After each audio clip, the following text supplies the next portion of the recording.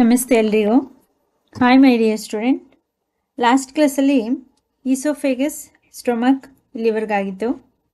Today we have to study about the small intestine. ಸಣ್ಣ ಕರಳು. ಸಣ್ಣ ಕರಳು ಏನು ಫಂಕ್ಷನ್ ಮಾಡುತ್ತೆ, ಅದು ಎಷ್ಟು ಉದ್ದ ಇದೆ ಅದ್ರ ಬಗ್ಗೆ ತಿಳ್ಕೊಳ್ಳೋಣ. See, the small intestine is highly coiled and is about 7.5 meters long. ಸಣ್ಣ ಕರಳು ಹೈಲಿ ಕಾಯ್ಲ್ಡ್ ಅಂದರೆ ಸುರುಳಿಯಾಗಿ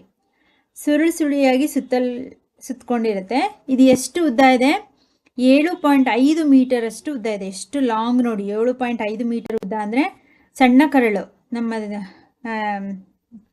ಕರುಳಿನ ಒಳಗೋಡೆಯಲ್ಲಿರ್ತಕ್ಕಂತಹ ಅಂದರೆ ದೊಡ್ಡ ಕರುಳಿನ ಒಳಗಡೆ ಸಣ್ಣ ಕರಳು ಇರುತ್ತೆ. ಇಲ್ಲಿ ಡೈಜೆಸ್ಟಿವ್ ಸಿಸ್ಟಮಲ್ಲಿ ನೋಡಿ ಇದೆ ಸಣ್ಣ ಕರಳು, ಸ್ಮಾಲ್ ಇಂಟೆಸ್ಟೈನ್. ಈ ಒಳಭಾಗದಲ್ಲಿ ಇದೆಯಲ್ಲ, ಇದು 7.5 ಮೀಟರ್ ಅಷ್ಟು ಉದ್ದ ಇರುತ್ತಂತೆ. ಸುರುಳಿಯಾಗಿ ಸುತ್ತಕೊಂಡಿದೆ. ಅಲ್ಲಿ ನೋಡಿದ್ರಿ ಅಲ್ಲ, ಆ ಥರ. ಇದೇನು? It receives secretions from the liver and pancreas. Besides its walls also secretes juices. ಇದ್ರ ಕೆಲಸ ಏನು? ಸಣ್ಣ ಕರಳಿನ ಕೆಲಸ ಏನಪ್ಪ ಅಂದರೆ, ಲಿವರ್ ಅಂದರೆ ಏನು? ಕರುಳು, ಸಣ್ಣ ಕರಳು.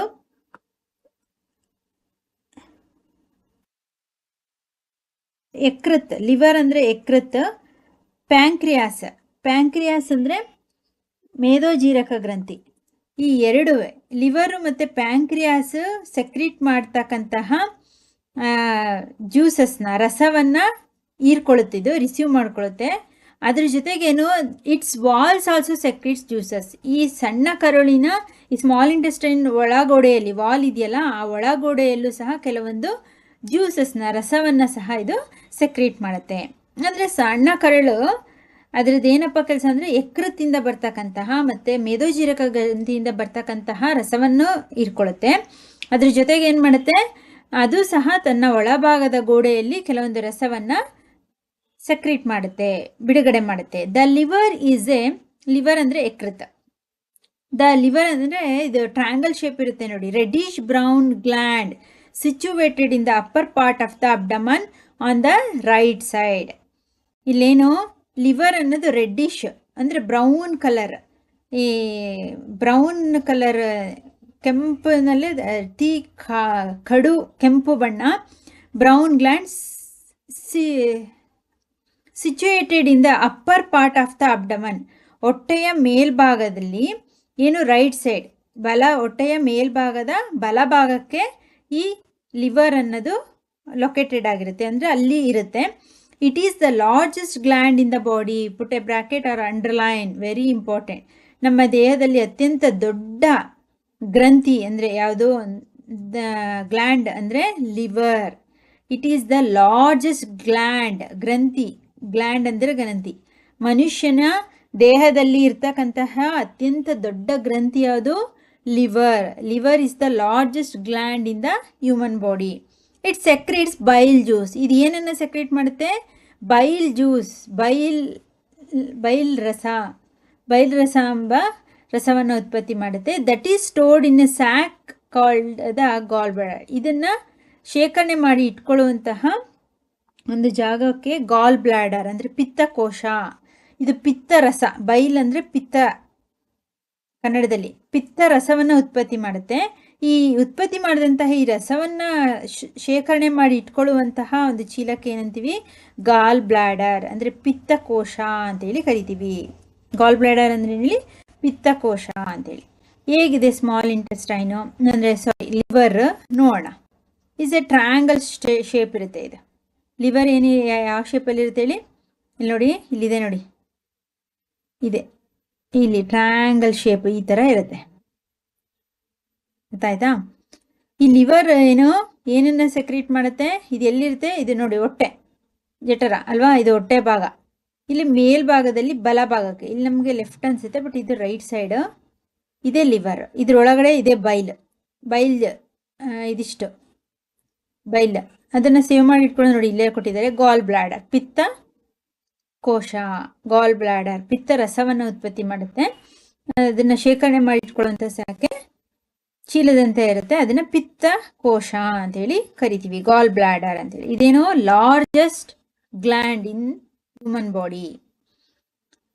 The bile plays an important role in the digestion of fat. ಈ ಬೈಲ್ ರಸ ಉತ್ಪತ್ತಿ ಆಗುತ್ತಲ್ಲ, ಪಿತ್ತ ರಸ, ಈ ಪಿತ್ತರಸದ ಏನು ಕೆಲಸ ಇದು?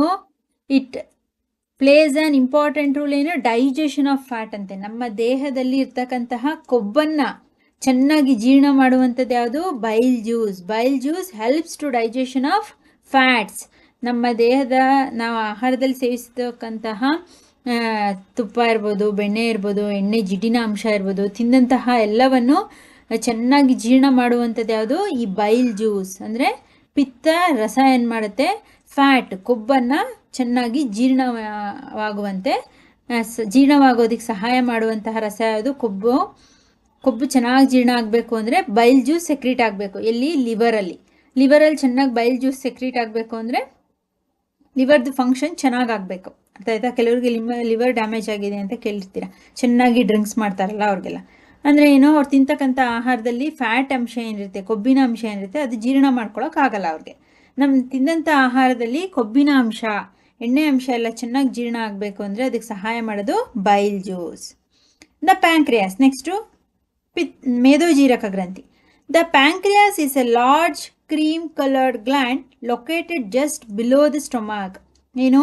ಪಿತ್ತ ಮೇದೋಜೀರಕ ಗ್ರಂಥಿ ಅನ್ನೋದು ಎಲ್ಲಿ? Large cream coloured gland. ಇದೊಂದು ಕೆನೆ ಬಣ್ಣದ ಹಾಲಿನ ಕೆನೆ ಹೇಗಿರುತ್ತೆ? ಕ್ರೀಮ್ ಕಲರ್ ಅಲ್ವಾ ಅದು? ಕೆನೆ ಬಣ್ಣದ ಒಂದು ಗ್ರಂಥಿಯಾಗಿದೆ. ಇದು ಎಲ್ಲಿ ಲೊಕೇಟೆಡ್ ಆಗಿರುತ್ತೆ? ಜಸ್ಟ್ ಬಿಲೋ ದ ಸ್ಟೊಮಕ್, ಜಠರದ ಕೆಳಭಾಗದಲ್ಲಿ ಇದು ಕಂಡು ಬರುತ್ತದೆ. ಮೇದೋಜೀರಕ ಗ್ರಂಥಿ ಏನು? ಕೆನೆ ಬಣ್ಣದ ಒಂದು ಗ್ರಂಥಿಯಾಗಿದ್ದು ಇದು ಎಲ್ಲಿ ಕಂಡು ಬರುತ್ತೆ? ಇಲ್ಲಿದೆ ನೋಡಿ, ಎಲ್ಲ ಒಂದೇ ಕಲರಲ್ಲಿ ಕೊಟ್ಬಿಟ್ಟಿದ್ದಾರೆ, ಇದೆ ಪ್ಯಾಂಕ್ರಿಯಾಸ್. ಇದು ಸ್ಟೊಮಕ್ನ ಬಿಲೋ, ಕೆಳಗಡೆ ಲೊಕೇಟೆಡ್ ಆಗಿದೆ. Next, the colored gland. The pancreatic juice acts on carbohydrates, fats and proteins and changes them into a simpler form. ಇದ್ರದ್ದು ಏನು ಕೆಲಸ? ಮೇದೋಜೀರಕ ಗ್ರಂಥಿ, ಈ ಪ್ಯಾಂಕ್ರಿಯಾಸ್ದು ಕೆಲಸ ಏನಪ್ಪ ಅಂದರೆ, ಇದು ತನ್ನ ಪ್ಯಾಂಕ್ರಿಯಾಟಿಕ್ ಜ್ಯೂಸ್, ಮೇದೋಜೀರಕ ರಸ ಎಂಬ ರಸವನ್ನು ಉತ್ಪತ್ತಿ ಮಾಡುತ್ತೆ. ಮೇದೋಜೀರಕ ಗ್ರಂಥಿ ಅಂದರೆ the pancreatic juice acts on, ಆ ರಸ ಉತ್ಪತ್ತಿ ಆಗುತ್ತಲ್ಲ ಮೇದೋಜೀರಕ ಗ್ರಂಥಿ, ಇದ್ರದ್ದು ಏನಪ್ಪ ಕೆಲಸ ಅಂದರೆ ಕಾರ್ಬೋಹೈಡ್ರೇಟ್ಸ್ ಇರ್ಬೋದು, ಫ್ಯಾಟ್ಸ್ ಇರ್ಬೋದು, ಕೊಬ್ಬು ಇರ್ಬೋದು, ಪ್ರೋಟೀನ್ಸ್ ಇರ್ಬೋದು, ಇದನ್ನೆಲ್ಲ ಸರಳ ಸಂಯುಕ್ತಗಳಾಗಿ, ಸರಳ ವಸ್ತುಗಳಾಗಿ ಏನು ಮಾಡುತ್ತೆ? ಸಿಂಪ್ಲರ್ ಮಾಡುತ್ತೆ. ಇದು ಸಿಂಪ್ಲರ್ ಫಾರ್ಮ್ ಆಗಿ, ಯಾವುದು ಕಾಂಪ್ಲೆಕ್ಸ್ ಫಾರ್ಮಲ್ಲಿ ಇರ್ತಕ್ಕಂತಹ ಸಂಕೀರ್ಣ ವಸ್ತುಗಳನ್ನು, ಸಂಕೀರ್ಣವಾದಂತಹ ಕಾರ್ಬೋಹೈಡ್ರೇಟ್ಸ್ ಇರ್ಬೋದು, ಪ್ರೋಟೀನ್ಸ್ ಇರ್ಬೋದು, ಫ್ಯಾಟ್ಸ್ ಇರ್ಬೋದು, ಜೀರ್ಣ ಆಗದೆ ಉಳಿದಿರುತ್ತಲ್ಲ ಆಹಾರ ಕರಳಿನಲ್ಲಿ, ಅದನ್ನೆಲ್ಲ ಏನು ಮಾಡುತ್ತೆ? ಸರಳ ವಸ್ತುಗಳಾಗಿ ಪರಿವರ್ತನೆ ಮಾಡುತ್ತೆ. ಯಾವುದು? Pancreatic juice. ಮೇದೋಜೀರಕ ಗ್ರಂಥಿಯು ಸಂಕೀರ್ಣವಾದ ಕಾರ್ಬೋಹೈಡ್ರೇಟ್ಸ್, ಅಂದರೆ ಕಾರ್ಬೋಹೈಡ್ರೇಟ್ಸು, ಕೊಬ್ಬು ಮತ್ತು ಪ್ರೋಟೀನನ್ನು ಸಿಂಪಲ್ ಫಾರ್ಮ್ಗೆ, ಸರಳ ರೂಪಕ್ಕೆ ತರೋದ್ರಲ್ಲಿ ಏನು ಮಾಡುತ್ತೆ? ಸಹಾಯವನ್ನು ಮಾಡುತ್ತೆ. ಇದಾಗಿತ್ತು. ನೆಕ್ಸ್ಟ್ ನೋಡೋಣ, ಇದ್ರದ್ದು continue but the partially digested food ನಾವು reaches the lower part of the small intestine. ಮತ್ತು ಏನು? ಸಣ್ಣ ಕರಳಿಗೆ ಬಂದರು. ಈ ಪಾರ್ಷಿಯಲಿ ಡೈಜೆಸ್ಟೆಡ್ ಫುಡ್ ಅರೆ ಜೀರ್ಣ ಆಗಿರುತ್ತಲ್ಲ, ಪಾರ್ಷಿಯಲಿ ಅಂದರೆ ಸರಿಯಾಗಿ ಜೀರ್ಣ ಆಗಿರಲ್ವಲ್ಲ, ಆಹಾರ ಏನಾಗುತ್ತೆ? ಈಗ ಸಣ್ಣ ಕರಳಿನ ಕೆಳಭಾಗಕ್ಕೆ ಬಂದು ತಲುಪುತ್ತಂತೆ. ಸಣ್ಣ ಕರಳಿನಲ್ಲಿರ್ತಕ್ಕಂತಹ ಕೆಳಭಾಗ, ಸ್ಮಾಲ್ ಇಂಟೆಸ್ಟೈನಿನ ಕೆಳಭಾಗಕ್ಕೆ ಬರುತ್ತೆ. ದ ಫುಡ್ ನಾವು reaches the lower part of the small intestine where the intestinal juice completes the digestion of all components of the food. ಏನು ಮಾಡುತ್ತೆ? ಇಂಟೆಸ್ಟೈನಲ್ ಜ್ಯೂಸ್ ಅಂದರೆ ಕರುಳಿನ ರಸ ಏನು ಮಾಡುತ್ತೆ? ಕರುಳಿನಲ್ಲಿರ್ತಕ್ಕಂಥ ಜೀರ್ಣ ರಸ ಆಹಾರದ ಎಲ್ಲ ಘಟಕಗಳನ್ನು ಚೆನ್ನಾಗಿ ಜೀರ್ಣಕ್ರಿಯೆಗೆ ಒಳಪಡಿಸಿ ಜೀರ್ಣಕ್ರಿಯೆಯನ್ನು ಪೂರ್ಣಗೊಳಿಸುತ್ತೆ. ಅಂದರೆ ಈಗ ಸಣ್ಣ ಕರಳಿನಲ್ಲೂ ಕೆಲವೊಂದು ಜ್ಯೂಸಸ್ ಸೆಕ್ರೀಟ್ ಆಗುತ್ತೆ, ಲಿವರಲ್ಲಿ ಜ್ಯೂಸಸ್ ಸೆಕ್ರೀಟ್, ಲಿವರ್ ಫ್ಯಾಟ್ನ ಡೈಜೆಸ್ಟ್ ಮಾಡುತ್ತೆ, ಆಹಾರವನ್ನು ಚೆನ್ನಾಗಿ ಸ್ಟೋರ್ ಮಾಡಿ ಇಟ್ಕೊಳ್ಳೋದು ಯಾವುದು? ಸ್ಟೊಮಕ್ಕು. ಅದರೊಳಗೆ HCl ಉತ್ಪಾದನೆ ಆಗುತ್ತೆ. HCl ಏನುಂಟೆ? ಬ್ಯಾಕ್ಟೀರಿಯಾನ ಕೊಂದು ಮತ್ತು ಅದರೊಳಗೂ ಒಂದು ಜ್ಯೂಸು, ಡೈಜೆಸ್ಟಿವ್ ಜ್ಯೂಸ್ ಸೆಕ್ರೀಟ್ ಆಗುತ್ತೆ, ಅಲ್ಲೂ ಸ್ವಲ್ಪ ಜೀರ್ಣ ಆಗುತ್ತೆ. ಅದೆಲ್ಲ ಜೀರ್ಣ ಆಗಿದ್ದು ಎಲ್ಲಿಗೆ ಬರುತ್ತೆ? ಸಣ್ಣ ಕರಳಿ, ಸ್ಮಾಲ್ ಇಂಟೆಸ್ಟೈನ್ಗೆ ಬರುತ್ತೆ. ಈ ಸ್ಮಾಲ್ ಇಂಟೆಸ್ಟೈನಲ್ಲಿ ಏನಿರುತ್ತೆ? ಸಾರಿ ಪ್ಯಾಂಕ್ರಿಯಾಟಿಕ್, ಅದ್ರ ಕೆಳಗಡೆ ಇರ್ತಕ್ಕಂಥದ್ದು ಸ್ಟೊಮಕು ಲಿವರಿಂದ ಕೆಳಗೆ ಇರ್ತಕ್ಕಂಥದ್ದು ಅದು ಪ್ಯಾಂಕ್ರಿಯಾಸು. ಆ ಪ್ಯಾಂಕ್ರಿಯಾಸಿಗೆ ಬರುತ್ತೆ. ಅಲ್ಲಿ ಏನು pancreatic juice carbohydrates, proteins, fats ಇದನ್ನೆಲ್ಲ ಡೈಜೆಷನ್ ಮಾಡುತ್ತೆ ಅಲ್ವಾ. ಇಲ್ಲೇ ತೋರಿಸ್ಬಿಡ್ತೀನಿ ನಿಮಗೆ, ಈ ಚಿತ್ರ ನೋಡಿಕೊಂಡೇ ಮಾಡಬೇಡ. ಇದು ನೋಡಿ, ನಾವು ತಿಂದಂಥ ಆಹಾರ ಎಲ್ಲಿಗೆ ಬರುತ್ತೆ, ಫುಡ್ ಸೀದಾ ಸ್ಟೊಮಕಿಗೆ ಹೋಗುತ್ತೆ ಅಲ್ವಾ. ಈ ಸ್ಟೊಮಕಲ್ಲಿ ಏನೋ HCl ಇರುತ್ತೆ ಅಲ್ವಾ, ಜಠರದಲ್ಲಿ HCl. ಇದು ಬ್ಯಾಕ್ಟೀರಿಯಾ, ಆಹಾರದಲ್ಲಿರ್ತಕ್ಕಂಥ ಬ್ಯಾಕ್ಟೀರಿಯಾನ ಕಿಲ್ ಮಾಡಿ ಮತ್ತೆ ಇದ್ರ ಒಳಗೊಡೆಯಲ್ಲಿ ಡೈಜೆಸ್ಟಿವ್ ಜ್ಯೂಸು, ಜೀರ್ಣ ರಸ ಇಲ್ಲೂ ಉತ್ಪತ್ತಿ ಆಗುತ್ತೆ. ಇಲ್ಲಿ ಸ್ವಲ್ಪ ಡೈಜೆಷನ್. ಇಲ್ಲಿ ಫ್ಯಾಟ್, ಇದು ಫ್ಯಾಟನ್ನು ಡೈಜೆಸ್ಟ್ ಮಾಡುತ್ತೆ ಅಲ್ವಾ. ಇದೇನು ಮಾಡುತ್ತೆ, ಈ ಪ್ಯಾಂಕ್ರಿಯಾಸು ಕಾರ್ಬೋಹೈಡ್ರೇಟು ಮತ್ತು ಪ್ರೋಟೀನ್ ಮತ್ತು ಫ್ಯಾಟ್, ಈ ಮೂರನ್ನು ಇದು ಸಿಂಪ್ಲರ್ ಫಾರ್ಮ್ ಆಗಿ ಬರುತ್ತೆ ಅಲ್ವಾ. ಅದಾದಮೇಲೆ ಏನು ಮಾಡುತ್ತೆ, ಇದು ಪ್ಯಾಂಕ್ರಿಯಾಸ್ ಇದು ಮೂರು ಮಾಡುತ್ತೆ. ಅದಾದಮೇಲೆ ಇಲ್ಲಿ ಸ್ಮಾಲ್ ಇಂಟೆಸ್ಟೈನ್ಗೆ ತೊಗೊಬರುತ್ತೆ. ಇಲ್ಲಿ ಕೆಲವೊಂದು ಡೈಜೆಸ್ಟಿವ್ ಜ್ಯೂಸಸ್ ಇರುತ್ತೆ. ಇದೇನು ಮಾಡುತ್ತೆ, ಎಲ್ಲವನ್ನು ಒಳಗೊಡೆಯಲ್ಲಿ ಡೈಜೆಸ್ಟಿವ್ ಜ್ಯೂಸು, ಜೀರ್ಣರಸ ಏನು ಮಾಡುತ್ತೆ, ಇಲ್ಲಿ ಯಾವುದ್ಯಾವುದೆಲ್ಲ ಜೀರ್ಣ ಆಗದೆ ಉಳಿದಿರುತ್ತಲ್ಲ ಅದೆಲ್ಲ ಏನಾಗುತ್ತೆ, ಸಣ್ಣ ಕರಳಿಗೆ ಬರುತ್ತೆ. ಆಗ ಸಣ್ಣ ಕರಳಿನಲ್ಲಿರ್ತಕ್ಕಂತಹ ಜೀರ್ಣರಸ, ಡೈಜೆಸ್ಟಿವ್ ಜ್ಯೂಸ್ ಏನು ಮಾಡುತ್ತೆ, ಎಲ್ಲ ಘಟಕಗಳು ಏನು ಕಾಂಪೊನೆಂಟ್ಸ್ ಆಫ್ ಫುಡ್ ಅಂದರೆ ಅದೇ ಅದು ಕಾರ್ಬೋಹೈಡ್ರೇಟ್ಸು, ಪ್ರೋಟೀನ್ಸು, ವಿಟಮಿನ್ಸು, ಫ್ಯಾಟ್ಸು, ಎಲ್ಲ 5 ಥರದ ಕಾಂಪೊನೆಂಟ್ಸ್ ಆಫ್ ಫುಡ್ಸ್ ಇದೆ ಅಲ್ವಾ. ಕಾರ್ಬೋಹೈಡ್ರೇಟ್ಸ್ ಇರ್ಬೋದು, ಪ್ರೋಟೀನ್ಸ್ ಇರ್ಬೋದು, ಫ್ಯಾಟ್ಸ್ ಇರ್ಬೋದು, ವೈಟಮಿನ್ಸ್ ಇರ್ಬೋದು, ಎಲ್ಲ ಥರದ ಕಾಂಪೊನೆಂಟ್ಸ್ ಆಫ್ ಫುಡ್ಡನ್ನು ಏನು ಮಾಡುತ್ತೆ, ಸ್ಮಾಲ್ ಇಂಟೆಸ್ಟೈನ್ನಲ್ಲಿರ್ತಕ್ಕಂತಹ ಡೈಜೆಸ್ಟಿವ್ ಜ್ಯೂಸು, ಜೀರ್ಣರಸ ಅದೆಲ್ಲವನ್ನು ಜೀರ್ಣಗೊಳಿಸಿ ಜೀರ್ಣಕ್ರಿಯೆಯನ್ನು ಕಂಪ್ಲೀಟ್ ಮಾಡುತ್ತೆ. ಅರ್ಥ ಆಯ್ತಾ ಈಗ ಹೇಗೆ 1/1 ಫುಡ್ಡು ಹೇಗೆ ಡೈಜೆಷನ್ ಆಗುತ್ತೆ ಅಂತೇಳಿ. ಈಗ ನೋಡಿ, ಅದೇ ಉಳಿದಿರ್ತಕ್ಕಂಥ ಇರುತ್ತೆ ಸ್ಮಾಲ್ ಇಂಟೆಸ್ಟೈನ್ ಬರುತ್ತೆ, ಅಲ್ಲಿ ಇಂಟೆಸ್ಟೈನಲ್ ಜ್ಯೂಸು, ಕರುಳಿನ ರಸ ಏನು ಮಾಡುತ್ತೆ, complete the digestion of all components of food, ಸಂಪೂರ್ಣವಾಗಿ ಆಹಾರದ ಎಲ್ಲ ಘಟಕಗಳನ್ನು ಜೀರ್ಣಕ್ರಿಯೆ ಮಾಡಿ ಜೀರ್ಣಗೊಳಿಸಿ ಜೀರ್ಣಕ್ರಿಯೆಯನ್ನು ಪೂರ್ಣಗೊಳಿಸುತ್ತೆ. ಅರ್ಥ ಆಯ್ತಾ. The carbohydrates get broken into the simpler sugar such as a glucose. ಅದರಲ್ಲೇನು, ನಾವು ತಿಂತಕ್ಕಂಥ ಆಹಾರದಲ್ಲಿರ್ತಕ್ಕಂಥ ಕಾರ್ಬೋಹೈಡ್ರೇಟ್ಸ್ನ ಏನು ಮಾಡುತ್ತೆ, ಸಿಂಪ್ಲರ್ ಶುಗರ್ ಆಗಿ, ಶರ್ಕರವಾಗಿ, glucose sugar such as a glucose ಆಗಿ ಪರಿವರ್ತಿಸುತ್ತೆ. ಅರ್ಥ ಆಯ್ತಾ. ದ ಕಾರ್ಬೋಹೈಡ್ರೇಟ್ಸ್ ಗೆಟ್ ಕಾರ್ಬೋಹೈಡ್ರೇಟ್ ಏನು ವಿಭಜನೆಗೊಂಡು ಶುಗರ್ ಆಗುತ್ತೆ. ಆ ಶುಗರ್ನ ಗ್ಲೂಕೋಸ್ ಆಗಿ ನಮ್ಮ ದೇಹಕ್ಕೆ ಶಕ್ತಿಯ ರೂಪದಲ್ಲಿ ಸಿಗುವಂಥದ್ದೇ ಗ್ಲೂಕೋಸ್, ಶುಗರ್ ಆಗಿ ಪರಿವರ್ತನೆ ಆಗುತ್ತೆ. ಅದೇನು ಗ್ಲೂಕೋಸ್ ರೂಪದಲ್ಲಿ ನಮ್ಮ ದೇಹದ ಎಲ್ಲ ಭಾಗಗಳಿಗೂ ಹೋಗುತ್ತೆ. Glucose, fats into fatty acids, ಸಕ್ಕರೆ ಏನು ಕಾರ್ಬೋಹೈಡ್ರೇಟ್ ಶುಗರ್ ಆಗುತ್ತೆ, ಶುಗರ್ ಇದ್ದಿದ್ದು ಗ್ಲೂಕೋಸ್ ಆಗಿ ಪರಿವರ್ತನೆ ಆಗುತ್ತೆ. ಅರ್ಥ ಆಗ್ತಿದೆಯಾ. ಅದೇ ಥರ ಫ್ಯಾಟ್ ಏನಾಗುತ್ತೆ, ಕೊಬ್ಬಿನ ಆಮ್ಲ, ಫ್ಯಾಟಿ ಆ್ಯಸಿಡ್ ಆಗಿ ಜೀರ್ಣ ಆದಮೇಲೆ ಪರಿವರ್ತನೆ ಆಗುತ್ತೆ. ಅರ್ಥ ಆಯ್ತಾ. ಆ್ಯಂಡ್ ಗ್ಲಿಸರಾಲ್ ಮತ್ತು ಫ್ಯಾಟಿ ಆ್ಯಸಿಡ್, ಕೊಬ್ಬಿನ ಆಮ್ಲ ಮತ್ತು ಗ್ಲಿಸರಾಲ್ ಆಗಿ ಕೊಬ್ಬು ಪರಿವರ್ತನೆ ಆಗುತ್ತೆ ಜೀರ್ಣ ಆದಮೇಲೆ. ಅರ್ಥ ಆಯ್ತಾ, ಡೈಜೆಷನ್ ಆದಮೇಲೆ. And proteins into amino acid, ಅದೇ ರೀತಿ ನಮ್ಮ ಸೇವಿಸ್ತಕ್ಕಂಥ ಆಹಾರದಲ್ಲಿರ್ತಕ್ಕಂಥ ಪ್ರೋಟೀನ್ ಏನು ಅಮೈನೋ ಆಮ್ಲಗಳಾಗಿ ಪರಿವರ್ತನೆ ಆಗುತ್ತೆ. ಅರ್ಥ ಆಯ್ತಾ. ನಾವು ಸೇವಿಸ್ತಕ್ಕಂತಹ ಫುಡ್ಡಲ್ಲಿ ಕಾರ್ಬೋಹೈಡ್ರೇಟ್ಸ್ ಇರುತ್ತೆ, ಪ್ರೋಟೀನ್ಸ್ ಇರುತ್ತೆ, ಫ್ಯಾಟ್ಸ್ ಇರುತ್ತೆ, ವೈಟಮಿನ್ಸ್ ಇರುತ್ತೆ. ಇದೆಲ್ಲ ಏನಾಗುತ್ತೆ, ಡೈಜೆಷನ್ ಆದಮೇಲೆ ಕಾರ್ಬೋಹೈಡ್ರೇಟು ಗ್ಲೂಕೋಸ್ ಆಗುತ್ತೆ, ಫ್ಯಾಟಿ ಆ್ಯಸಿಡ್ ಮತ್ತು ಗ್ಲಿಸರಾಲ್ ಆಗುತ್ತೆ. ಅದೇ ಥರ ಪ್ರೋಟೀನ್ಸು ಅಮೈನೋ ಆ್ಯಸಿಡ್ ಆಗಿ ಪರಿವರ್ತನೆ ಆಗುತ್ತೆ. ಅರ್ಥ ಆಗ್ತಿದೆಯಾ. Next, absorptions in the small intestine. ಹಾಗಾದರೆ ಸಣ್ಣ ಕರುಳಿನಲ್ಲಿ ಹೇಗೆ ತಿಂದಂಥ ಆಹಾರ ಈರಿಕೆ ಹೇಗಾಗುತ್ತೆ, ಅಬ್ಸಾರ್ವ್ ಹೇಗಾಗುತ್ತೆ, ಹೀಗೆ ಜೀರ್ಣಕ್ರಿಯೆ ಮಾಡ್ತದ್ದು, ಕಂಪ್ಲೀಟ್ ಡೈಜೆಷನ್ನ ಮಾಡಿಬಿಡ್ತೀವಿ. ಯಾವುದು ಸ್ಮಾಲ್ ಇಂಟೆಸ್ಟೈನಲ್ಲಿ ಕಂಪ್ಲೀಟ್ ಡೈಜೆಷನ್ ಆಯಿತು. ಏನೇನು ಪಾರ್ಷಿಯಲಿ ಡೈಜೆಷನ್ ಆಗಿರೋದು, ಯಾವುದ್ಯಾವ್ದು ಜೀರ್ಣ ಆಗದೆ ಉಳಿದಿರ್ತಕ್ಕಂಥ ಫುಡ್ಡೆಲ್ಲ ಎಲ್ಲಿ ಸ್ಮಾಲ್ ಇಂಟೆಸ್ಟೈನಿಗೆ ಬಂದು ಕಂಪ್ಲೀಟ್ ಡೈಜೆಷನ್ ಆಗೋಯ್ತು. ಹಾಗಾದರೆ ಅದನ್ನು ಅಬ್ಸರ್ವ್ ಮಾಡ್ಕೊಳ್ಳೋದು ಹೇಗೆ, ಅಬ್ಸರ್ವ್ ಮಾಡ್ಕೊಂಡು ದೇಹದ ಎಲ್ಲ ಭಾಗಗಳಿಗೂ ಕಳಿಸ್ಬೇಕಲ್ವಾ, ಶಕ್ತಿ ಬೇಕಲ್ಲ ನಮಗೆ ದೇಹದ ಎಲ್ಲ ಅಂಗಗಳಿಗೂ. ಹೇಗಾಗುತ್ತೆ. The digested food can be now passes into the blood vessels in the wall of the intestine. ಜೀರ್ಣವಾದಂತಹ ಆಹಾರ, ಡೈಜೆಸ್ಟೆಡ್ ಫುಡ್ ಕ್ಯಾನ್ ಪಾಸಸ್ ಎಲ್ಲಿಗೆ ಹೋಗುತ್ತೆ, ಬ್ಲಡ್ ವೆಸಲ್ಸ್, ರಕ್ತನಾಳಗಳ ಮೂಲಕ. ಯಾವುದರಿಂದ, ವಾಲ್ ಆಫ್ ದ ಇಂಟೆಸ್ಟೈನ್, ಕರುಳಿನ ಒಳಗೋಡೆಯಿಂದ ರಕ್ತನಾಳಗಳ ಮೂಲಕ ದೇಹದ ಎಲ್ಲ ಭಾಗಗಳಿಗೂ ತಲುಪುತ್ತೆ. Blood vessels can passes into the digested food from ಎಲ್ಲಿಂದ the wall of the intestine, ಕರುಳಿನ ಒಳಗೋಡೆಗಳಿಂದ ಏನಾಗುತ್ತೆ, ಕರುಳಿನ ಒಳಗಡೆ ಎಲ್ಲ ಡೈಜೆಷನ್ ಆಗಿರೋ ಫುಡ್ ಇರುತ್ತಲ್ಲ, ಅದನ್ನೆಲ್ಲ ಏನು ಮಾಡುತ್ತೆ ಬ್ಲಡ್ ವೆಸಲ್ಸು ತಗೊಂಡು ಹೋಗುತ್ತೆ. The process is called absorption. ಇಂಥ ಒಂದು ಪ್ರೋಸೆಸ್ಗೆ ಏನಂತೀವಿ, ಅಬ್ಸಾರ್ಪ್ಷನ್, ಹೀರಿಕೆ ಅಂತೇಳಿ ಕರಿತೀವಿ. ಅರ್ಥ ಆಯ್ತಾ? ಕರುಳಿನ ಒಳಗೋಡೆಯಿಂದ ಜೀರ್ಣವಾದಂತಹ ಆಹಾರವು ರಕ್ತನಾಳಗಳ ಮೂಲಕ ಹೋಗೋದನ್ನು ಏನಂತೀವಿ, ಹೀರಿಕೆ. The inner walls of the small intestine have thousands of finger like ಔಟ್ಗ್ರೋತ್ಸ್.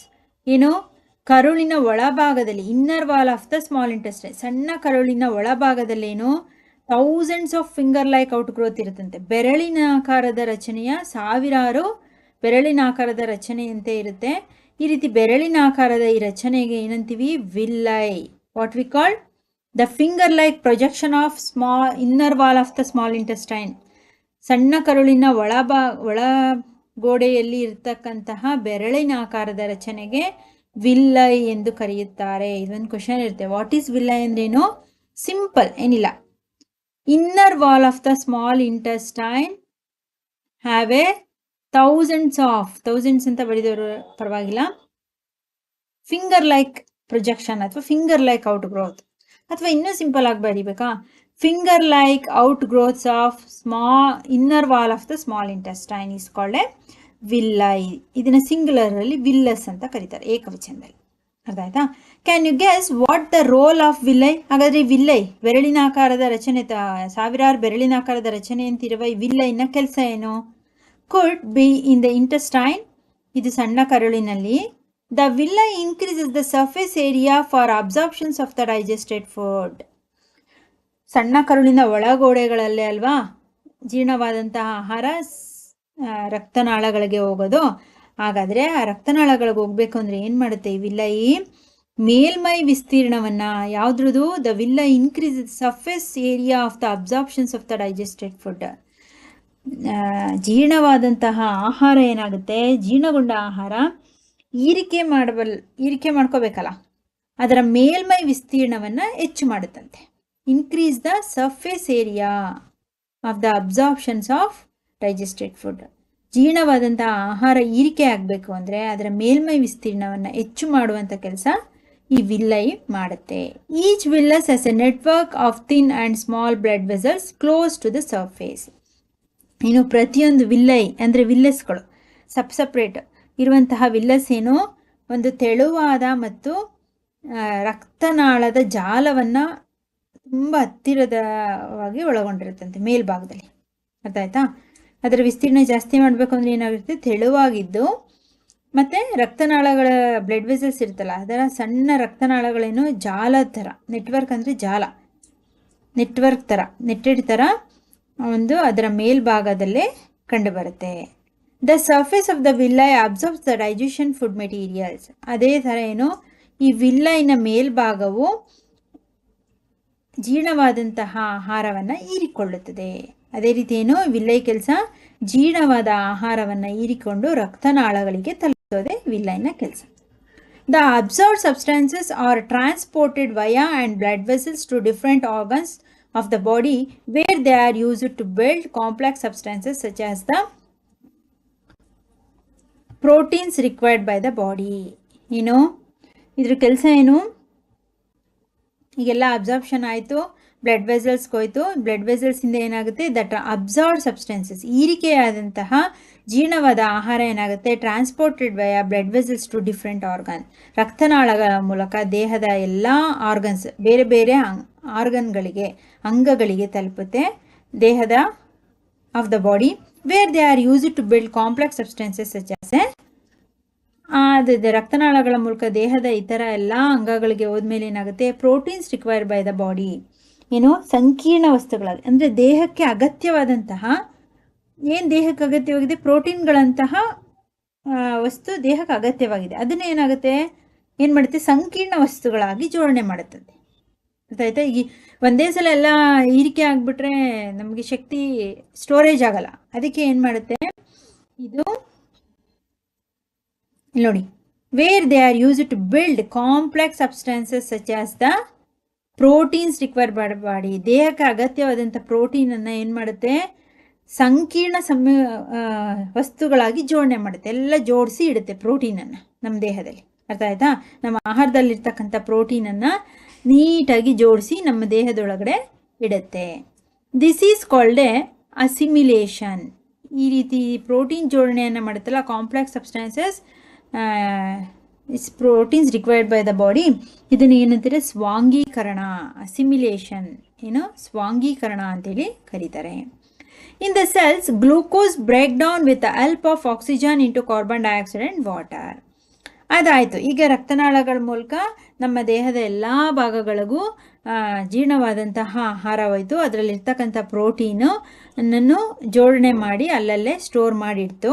ಅದಾದಮೇಲೆ ಏನಾಗುತ್ತೆ, ಇದೆಲ್ಲವೂ ಜೀವಕೋಶಗಳು, ನಮ್ಮ ದೇಹದ ಪ್ರತಿಯೊಂದು ಜೀವಕೋಶಗಳು ಸೆಲ್ಸ್ಗೆ ಹೋಗುತ್ತೆ. ಆದರೆ ಈ ಜೀವಕೋಶಗಳು ಏನು ಮಾಡುತ್ತೆ, ಜೀವಕೋಶಗಳಲ್ಲಿ ಕಾರ್ಬನ್ ಡೈಆಕ್ಸೈಡ್ ಏನು ಆಕ್ಸಿಜನ್ ಸಹಾಯದಿಂದ ಜೀವಕೋಶಗಳೇನು ಮಾಡುತ್ತೆ, in the cell glucose break down with the help of oxygen. ಏನು, ಗ್ಲೂಕೋಸು ವಿಭಜನೆ ಆಗುತ್ತೆ. ಯಾವುದರ ಸಹಾಯದಿಂದ, ಆಕ್ಸಿಜನ್ನ ಸಹಾಯದಿಂದ ಜೀವಕೋಶಗಳಲ್ಲಿ ಗ್ಲೂಕೋಸು ವಿಭಜನೆಗೊಂಡು ಏನಾಗಿ ಪರಿವರ್ತನೆ ಆಗುತ್ತೆ, ಗ್ಲೂಕೋಸು ಕಾರ್ಬನ್ ಡೈಆಕ್ಸೈಡ್ ಮತ್ತು ವಾಟರನ್ನು ಕೊಡುತ್ತೆ. ಅರ್ಥ ಆಗ್ತಿದೆಯಾ? ನಮ್ಮ ದೇಹದಲ್ಲಿ ಆಕ್ಸಿಜನ್ನ ತಗೊಳ್ತೀವಿ ಅಲ್ವಾ ಉಸಿರಾಟಕ್ಕೆ. ಆಕ್ಸಿಜನ್ ಏನು ಮಾಡುತ್ತೆ, ನಾವು ತಿಂದಂತಹ ಆಹಾರ ಫೈನಲಿ ಗ್ಲೂಕೋಸ್ ಆಗುತ್ತೆ, ಎಲ್ಲ ಡೈಜೆಷನ್ ಆಗಿ. ಅರ್ಥ ಆಯ್ತಾ? ಈ ಗ್ಲೂಕೋಸ್ನಲ್ಲಿ ಏನಿರುತ್ತೆ, ಬೇಡವಾದಂತಹ ಈ ಗ್ಲೂಕೋಸು ನಮಗೆ ಶಕ್ತಿ ಕೊಡುತ್ತೆ, ಹೀರ್ಕೊಳ್ಳುತ್ತೆ. ಅರ್ಥ ಆಯ್ತಾ? ಅದರಲ್ಲಿ ಬೇಡವಾದಂತಹ ಕಾರ್ಬನ್ ಡೈಆಕ್ಸೈಡು ಮತ್ತು ವಾಟರ್ನ, ಈಗ ನಾವು ವಾಟರ್ ಅಂದರೆ ಯೂರಿನ್ ಹೊರ ಹಾಕ್ತೀವಿ, ಕಾರ್ಬನ್ ಡೈಆಕ್ಸೈಡ್ ಇಂಗಾಲದ ಡೈಆಕ್ಸೈಡ್ನ ದೇಹದಿಂದ ಹೊರ ಹಾಕ್ತೀವಿ, ಬೇಡವಾದ ಈ ಎರಡು ವಸ್ತುಗಳು. ಇದನ್ನು ವಿಭಜನೆ ಮಾಡೋದು ಯಾವುದು, ಆಕ್ಸಿಜನ್. ಆಕ್ಸಿಜನ್ನ ಸಹಾಯದ ಎಲ್ಲಿಂದ ವಿಭಜನೆ ಮಾಡುತ್ತೆ, ನಮ್ಮ ಪ್ರತಿಯೊಂದು ಜೀವಕೋಶಗಳಿಗೆ ಗ್ಲೂಕೋಸ್ ಹೋಗಿರುತ್ತೆ. ಆ ಜೀವಕೋಶಗಳಲ್ಲಿರ್ತಕ್ಕಂತಹ ಈ ಗ್ಲೂಕೋಸ್ನಲ್ಲಿ ಕಾರ್ಬನ್ ಡೈಆಕ್ಸೈಡು ಮತ್ತು ವಾಟರನ್ನು ವಿಭಜನೆ ಮಾಡೋದು ಯಾವುದು, ಆಕ್ಸಿಜನ್. ಆಕ್ಸಿಜನ್ನ ಸಹಾಯದಿಂದ ನಮ್ಮ ಜೀವಕೋಶಗಳಲ್ಲಿ ಗ್ಲೂಕೋಸ್ನಲ್ಲಿರ್ತಕ್ಕಂತಹ ಕಾರ್ಬನ್ ಡೈಆಕ್ಸೈಡ್ ಮತ್ತು ವಾಟರನ್ನು ವಿಭಜನೆಗೊಳಿಸುತ್ತದೆ. ಅರ್ಥ ಆಯ್ತಾ? ಅದಾದಮೇಲೆ ಏನಾಗುತ್ತೆ, ನಮ್ಮ ತಿಂದಂಥ ಆಹಾರ ಗ್ಲೂಕೋಸಾಗಿ ಪರಿವರ್ತನೆ ಆಗಿರುತ್ತಲ್ಲ, ಆ ಗ್ಲೂಕೋಸ್ನಲ್ಲಿ ಇರ್ತಕ್ಕಂತಹ ವಾಟರು ಮತ್ತು ನೀರು ಮತ್ತು ಕಾರ್ಬನ್ ಡೈಆಕ್ಸೈಡ್ ವಿಭಜನೆಗೊಂಡ ಮೇಲೆ ಹೊರ ಬಂದ ಮೇಲೆ ಎನರ್ಜಿ ಉಳಿತಕ್ಕಂಥದ್ದು, ಗ್ಲೂಕೋಸ್ನಲ್ಲಿರ್ತಕ್ಕಂಥದ್ದು ಎನರ್ಜಿ ಶಕ್ತಿ ಏನಾಗುತ್ತೆ, ರಿಲೀಸ್ ಆಗುತ್ತೆ. ಅರ್ಥ ಆಯ್ತಾ? ಆ ನಂತರ ಏನಾಗುತ್ತೆ, ಆಕ್ಸಿಜನ್ನು ನಮ್ಮ ಜೀವಕೋಶಗಳಿಗೆ ಬೇಕಾದಂಥ ಶಕ್ತಿಯನ್ನು ಬಿಡುಗಡೆ ಮಾಡುತ್ತೆ. The food that remains undigested and unabsorbed enters into the large intestine. ಅದೇ ರೀತಿ ಆಹಾರದಲ್ಲಿ ಇರ್ತಕ್ಕಂತಹ ಜೀರ್ಣವಾಗದೇ ಇರ್ತಕ್ಕಂತಹ ಮತ್ತು ಹೀರಿಕೆ ಆಗದೇ ಇರ್ತಕ್ಕಂಥದ್ದು ಅನ್ಅಬ್ಸಾರ್ಬ್ಡ್ ಫುಡ್ ಇರುತ್ತಲ್ಲ, ಉಳಿಕೆಯಾದಂತಹ ಜೀರ್ಣವಾಗದಂತಹ ಉಳಿದ ಆಹಾರ ಏನಾಗುತ್ತೆ, ನಮ್ಮ ದೊಡ್ಡ ಕರಳಿಗೆ ಬಂದು ತಲುಪುತ್ತೆ. ಅರ್ಥ ಆಯ್ತಾ? ಜೀರ್ಣವಾಗದೇ ಉಳಿದಂತಹ ಬೇಡವಾದಂತಹ ಅಥವಾ ಹೀರಿಕೆಯಾಗದೆ ಉಳಿದ ಆಹಾರವು ದೊಡ್ಡ ಕರಳಿಗೆ ಬಂದು ತಲುಪುತ್ತದೆ. ಅರ್ಥ ಆಯ್ತಾ? ಓಕೆ ಮೈ ಡಿಯರ್ ಸ್ಟೂಡೆಂಟ್, ಇಷ್ಟಿರಲಿ. ಸ್ಮಾಲ್ ಇಂಟೆಸ್ಟೈನ್ ಆಯಿತು, absorption in the small intestine, ಸಣ್ಣ ಕರಳು ಮತ್ತು ಸಣ್ಣ ಕರಳಿನಲ್ಲಿ ಹೇಗೆ ಹೀರಿಕೆ ಆಗುತ್ತೆ ಅನ್ನೋದಾಯಿತು. ಇಷ್ಟಿರಲಿ. ನೆಕ್ಸ್ಟ್ ಕ್ಲಾಸಲ್ಲಿ ನಾನು ಲಾರ್ಜ್ ಇಂಟೆಸ್ಟೈನು ಮತ್ತು ಕಂಟಿನ್ಯೂಸ್ ಮಾಡ್ತೀನಿ. ಏನಾದರೂ ಡೌಟ್ಸ್ ಇತ್ತು ಅಂದರೆ ಡಿಸ್ಕ್ರಿಪ್ಷನಲ್ಲಿ ಹಾಕಿ. ಇವತ್ತಿಂದ ಹೋಮ್ವರ್ಕ್ ಕ್ವಶನ್ಸ್ನ ತಗೊಳ್ಳಿ. The small intestine is about dash metre long. ಸಣ್ಣ ಕರಳಿನ ಉದ್ದ ಎಷ್ಟು? ಹಾಗೆ what is gallbladder and what is the function of pancreas, and what is absorption ಅಂದ್ರೆ ಏನು, and what is assimilation, and what is the function of villi, and what is villi ಅಂದ್ರೆ ಏನು, villi ಇದು function ಏನು, absorption ಅಂದ್ರೆ ಏನು, and assimilation ಅಂದ್ರೆ ಏನು, ಮತ್ತು ಪ್ಯಾಂಕ್ರಿಯಾಸ್ದು function, and the largest gland in the human body, ಮನುಷ್ಯನ ದೇಹದಲ್ಲಿರ್ತಕ್ಕಂತಹ ದೊಡ್ಡ ಗ್ರಂಥಿ ಯಾವುದು? The dash is the largest gland in the body. The dash. ಓಕೆನಾ? ಇದಿಷ್ಟು ಇವತ್ತಿನ ಹೋಮ್ವರ್ಕ್ ಕ್ವೆಶನ್ಸ್ನು.